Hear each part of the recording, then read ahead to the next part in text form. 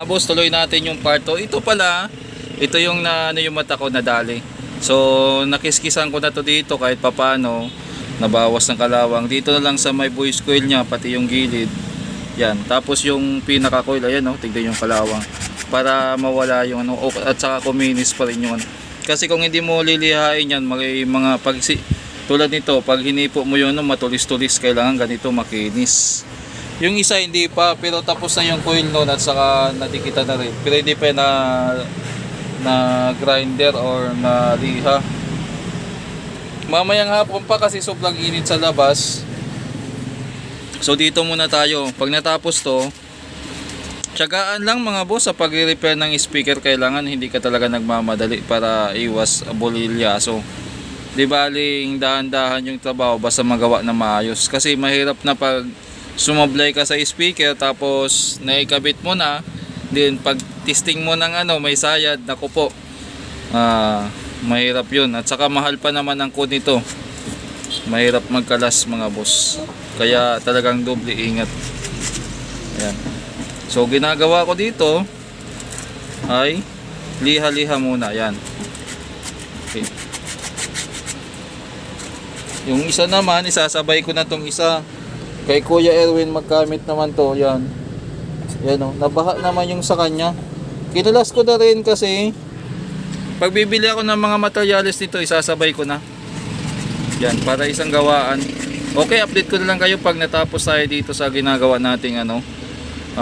Sunod yan, pipinturahan ko pa, lalagyan ng glue uli. Yan. Medyo ano, mapatrabaho to pag puro kalawang talaga yung ano, yung ganitong speaker.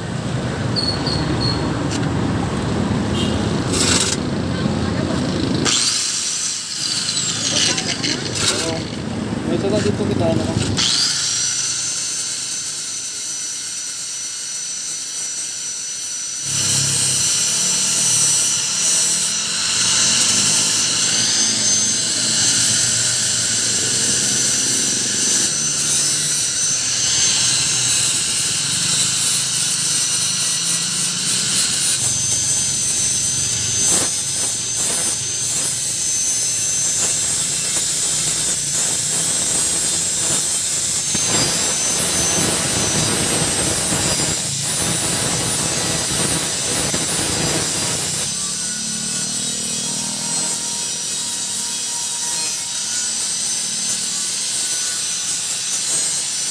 Tapos tayong D15 na speaker dito. Yan, inuna muna natin to kasi mas madali lang gawin.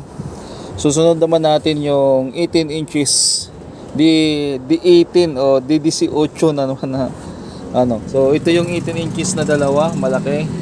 Nandito na yung kun nya, yan. Tapos andito na yung stock natin ng mga spider, dust cap, epoxy, voice coil na gagamitin.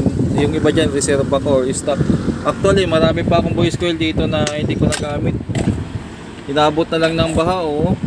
Pero kahit nabaha naman to mga boss, hindi pa talaga to nagagamit, kaya tinatatabi ko lang kasi pwede pa yan. May pigtail tayo dyan, pati ano, putikin yung ano oh. Nakatabi lang din dyan. Yan. So gagawin natin yung 18 inches. Tapos nabili tayo ng mga pyesa. Ayan. Ito na yung voice coil na 75mm. Ito yung cone. Ayan yung damper. Bumili tayo ng marami para sigurado. Tapos ito na yung sakto lang din. Lalakihan lang natin yung butas. Sakto na pala dyan oh. Yan. So papalakihan na lang natin yung butas niyan, tapos didikitan. Okay na yan. Pero baka bukas pinturahan ko muna ulit ito. Bukas na natin ituloy ang paggawa nito. Ayan. Sinukat lang natin kung uubra na. Ibabalik lang natin doon sa lagayan. Kasi hindi pa to totally na pinturahan talaga ng gusto. Gawa ng medyo maulan. Ayan, bukas na natin itutuloy ang pintura niyan. Hindi talaga ako expert pagdating sa pintura. Sa akin naman dito pintura lang para ma-prevent. Hindi natin na ano ng maayos. Pero kinapalan ko na lang mga boss kasi panakaw lang yung pagpintura ko dito gawa ng biglang umulan. Na-ready na rin natin yung kakabit natin voice coil. Kakalasin na lang yan tapos ilalapat na lang. So bumili tayo ng rugby na nasa sachet. Subukan natin kung ano, obra. Okay. Tapos sablay, bumili ako ng coil 75.5 mm yung pinili natin. So madalas to sa mga sa mga speaker na malalaki. Wala, masikip mga boss, oh. Although pumasok siya, masikip pa rin. Niliha ko, hindi talaga obra pag ganito. Sobrang sikip niya. Hindi siya obra. So tumingin ako sa online, mayroong 76.2. Yun siguro orderin ko. O kaya try ko pumunta ng Round bukas. Baka sakali makakuha tayo ng ng voice coil na pwede dito. Masikip yung 75. Mating na parcel. So alamin natin kung ano to. Pero pakiramdam ko yung na to, yung voice coil. Pero napakaaga ng dating niya. Expectation ko dito mga 4 pa. Mga December 4 pa. Pero try natin. Tingnan natin kung tama yung hinala ka. Sabi ko na nga ba eh. Voice coil nga. 76.2. Yan. Yung in-order natin sa online. Maganda naman yung Ngayon, susubukan natin kung uubra to. Saglit lang mga boss. So sana wala nang problema. 76.2. So dapat ito pag nilagay natin ay dahan-dahan na siyang bababa. Tingnan natin. Ayun. Sakto, linisan ko na lang yung yung paligid niya. Tapos pwede na tayo mag-start.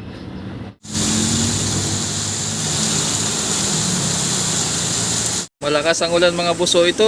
Nilalapat ko na yung cone. Ayan. Hindi pa nadikit, kumbaga inaayos pa natin yung positioning bago idikit. Naka-ready na. So yung gap na lang dyan at saka yung spacer na lang ang gagawin natin. Okay mga boss. Abang-abang na lang kayo sa natin.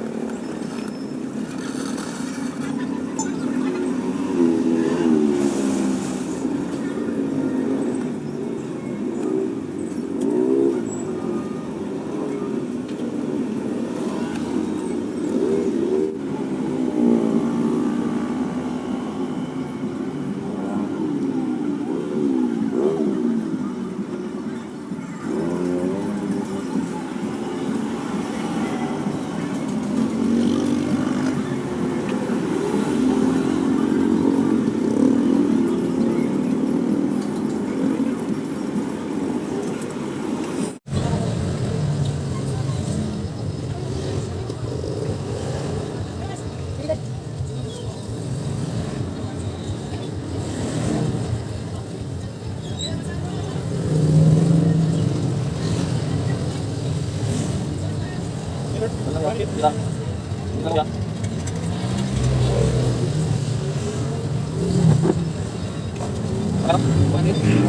na rin mga boss, ito yung isa. Andito naman yung isa. Tumutunog na to.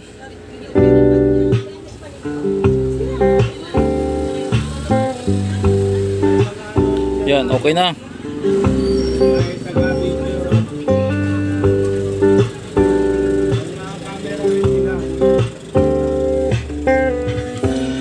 Ilipat natin dito sa kabila. Yan. Lipat tayo dito. Yan yung terminal.